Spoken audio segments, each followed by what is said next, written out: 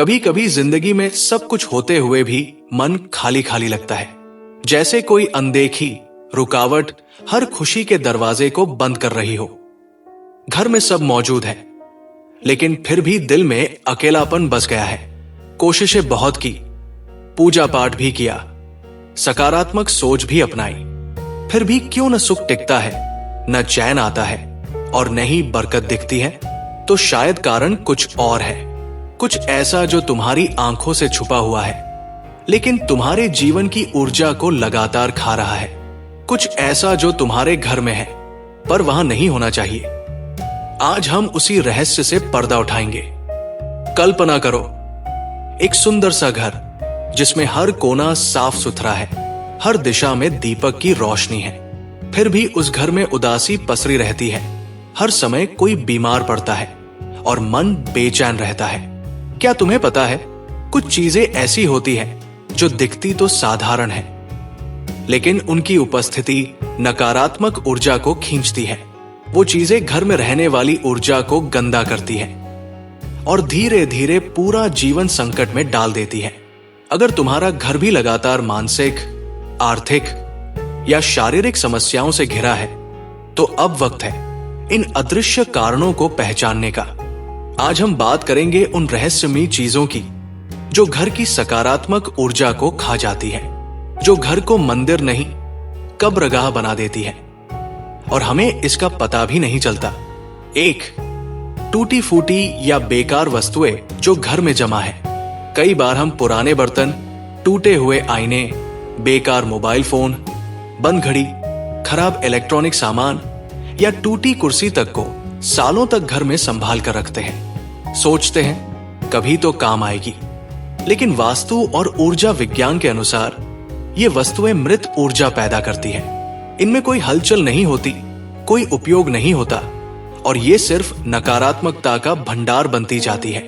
जब ये चीजें हमारे घर में पड़ी रहती हैं, तो उनका कंपन स्थिर, भारी और बोझल होता है, जो सीधे सीधे हमारे मानसिक और भावनात्मक संतुलन को बिगाड़ता है।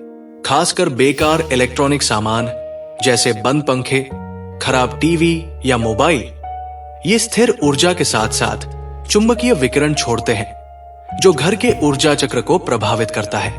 ऐसी चीजें घर में रखना मतलब नकारात्मकता को खुला निमंत्रण देना।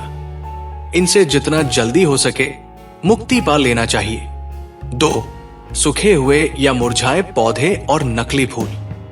हर पौधा घर में हरियाली और सकारात्मक ऊर्जा लाने का प्रतीक होता है, लेकिन अगर वही पौधा सूख जाए, मुरझा जाए या बस जड़ के रूप में बचा हो, तो वो जीवन नहीं, मृत्यु का प्रतीक बन जाता है। सूखे पौधे या झाड़ियां धीरे धीरे घर के वायुमंडल में नकारात्मकता भर देते हैं।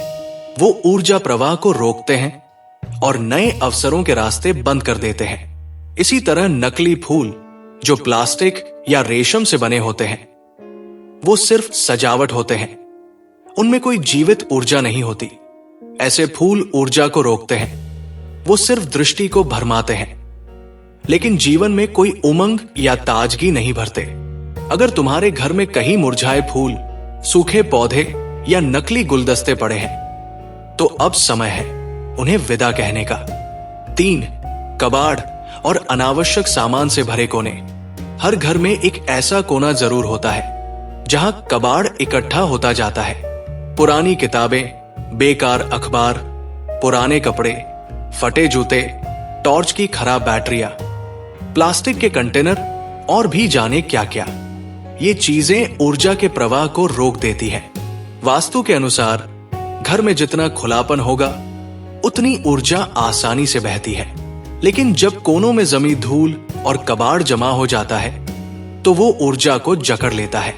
ऐसे कोने धीरे धीरे चिंता, तनाव और आलस्य को बढ़ावा देने लगते हैं। सिर्फ बाहरी गंदगी ही नहीं, ये आंतरिक मानसिक रुकावटों का भी कारण बनते हैं। कभी कभी सफलता बस इसलिए नहीं मिलती क्योंकि हम खुद ऊर्जा को प्रवाहित नहीं होने देते, और इन कबाड़ों का हटना ही पहली सीढ़ी होती है उस रुकावट को तोड़ने की। 4, मृतकों की वस्तुएं या पुरानी स्मृतियां जो दुख देती है। जब कोई अपना हमें छोड़कर चला जाता है, तो उसकी कुछ चीजें हम भावनाओं में बहकर सहेज लेते हैं। कपड़े, घड़ी, चश्मा, खत, पुरानी तस्वीरें या कुछ और जो उनकी याद दिलाते हैं। लेकिन हर बार जब हम उन चीजों को देखते हैं तो वो ऊर्जा फिर से जाग उठती है। लेकिन वो ऊर्जा प्रेम की नहीं, पीड़ा की होती है। ये स्मृतियां हमें आगे बढ़ने नहीं देती, वो बार बार हमें पीछे खींचती है, हमारी ऊर्जा को जकड़ती है। आध्यात्मिक रूप से देखा जाए तो मृत आत्माओं की वस्तुएं अगर लंबे समय तक घर में रहें तो वे एक स्थायी कंपन उत्पन्न करती है जो स्थिर, उदास और भारी होती है। कभी कभी वो वस्तुएं भावनाओं के जाल में हमें इतना उलझा देती है कि हम वर्तमान में जीना ही भूल जाते हैं। इसलिए ऐसी चीजों को प्रेम पूर्वक विदा करना जरूरी होता है ताकि हम खुद को और अपने घर को मुक्त कर सकें। 5. फटे पुराने कपड़े, चादरें और गंदे पर्दे। कपड़े सिर्फ तन ढकने के लिए नहीं होते, ये हमारे शरीर की ऊर्जा को भी संजोते हैं। लेकिन जब वही कपड़े फट जाते हैं, धूल गंदगी में सने रहते हैं या महीनों से धोए नहीं गए होते, तो वो ऊर्जा को प्रदूषित कर देते हैं। पुरानी फटी हुई चादरें एक गंदा संदेश देती है ब्रह्मांड को कि घर में समृद्धि नहीं है। गंदे पर्दे, पुराने टेबल कवर या जाल लगे हुए कपड़े, ये सब मिलकर घर की सुंदरता के साथ साथ उसकी ऊर्जा को भी खराब कर देते हैं। शास्त्रों में कहा गया है, जैसा वस्त्र वैसी ऊर्जा। अगर कपड़े मुरझाए हुए, मैले और फटे हुए हैं तो जीवन में कभी रौनक नहीं आ सकती। इन कपड़ों को घर से बाहर करना न केवल स्वच्छता का संकेत है, बल्कि ये ऊर्जा शुद्धि का भी एक प्रभावशाली उपाय है। अब जरा सोचो, अगर ये पांचों चीजें चुपचाप तुम्हारे घर की रोशनी को खा रही हों, तो क्या उन्हें हटाने से रोशनी लौट नहीं आएगी? हर कोना जिसमें पहले डर था, अब वहां सुकून होगा। जहां पहले निराशा थी, अब आशा होगी। जहां पहले नकारात्मकता थी, अब सकारात्मक ऊर्जा नाचेगी। घर एक मंदिर बन सकता है अगर हम समझ सके कि मंदिर की सफाई सिर्फ झाड़ू से नहीं होती, बल्कि हर उस चीज को हटाकर होती है जो ऊर्जा को बीमार बना रही है। आज अगर तुमने इन पांचों चीजों को अपने घर से बाहर कर दिया, तो समझो तुमने सिर्फ सामान नहीं फेंका, बल्कि जीवन के रास्ते की सारी बाधाओं को पीछे छोड़ दिया।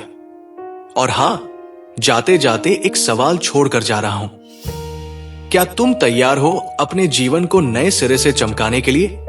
तो शुरू करो आज से, अभी से।